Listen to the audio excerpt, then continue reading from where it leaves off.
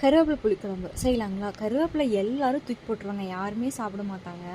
So இதை வச்சுட்டு நம்ம வந்து ரொம்ப ஹெல்த்தியாக வந்து கருவேப்பிலை புளிக்குழம்பு செய்யலாங்க. அதுக்கு முதல்ல வந்துட்டு வானல் வச்சு வாடல் சோனதுக்கப்புறமா இதில் வந்துட்டு சீரகம், வெந்தயம், அதுக்கப்புறமா வந்துட்டு மிளகு, அப்புறம் அரிசி, இது மூணையும் நல்லா போட்டு இது எல்லாத்தையும் வந்து நல்லா ட்ரையாக ரோஸ்ட் பண்ணிக்கோங்க. இது கூட வந்துட்டு பச்சை கருவேப்பிலை இருந்துச்சுன்னா அதை ஆட் பண்ணிக்கோங்க, இல்லைன்ட்டு ட்ரையாக இருந்துச்சுன்னா அதை ஆட் பண்ணிக்கோங்க.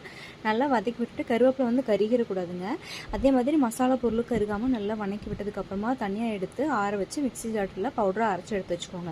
இப்போ அதே வானலில் கொஞ்சமாக நல்லெண்ணெய் விட்டு கடுகு, சீரகம், வெந்தயம், அதுக்கப்புறம் நல்லா பொரிஞ்சதுக்கப்புறமா இதில் பூண்டு ஒரு கைப்பிடி, சின்ன வெங்காயம், தக்காளி, உப்பு, மஞ்சள் தூள் ஆட் பண்ணி நல்லா மிக்ஸ் பண்ணி வச்சுக்கோங்க. மிக்ஸ் பண்ணக்கப்புறமா இதுலேயே வந்து கரைச்சி வச்சுருக்க புளி தண்ணி ஆட் பண்ணி நல்லா கொதிக்க விடுங்க. ஒரு 5 நிமிஷம் கழிச்சு நீங்கள் அரைச்சி வச்சுருப்பீங்க இல்லையா கருவேப்பிலை பொடி, அதை அதில் ஆட் பண்ணிவிட்டு கொஞ்சமாக நாட்டு சக்கரை தூவி க்ளோஸ் பண்ணி வச்சுருங்க. நல்லா எண்ணெய் பிரிஞ்சதுக்கப்புறமா சுட சுட சாதத்தில் போட்டு சாப்பிட்டு பாருங்களேன், செம்ம சூப்பராக இருக்கும். மறக்காமல் வீடியோ சேவ் பண்ணிட்டு ட்ரை பண்ணுங்கள். நம்ம சேனலை சப்ஸ்கிரைப் பண்ணிக்கோங்க. பாய்.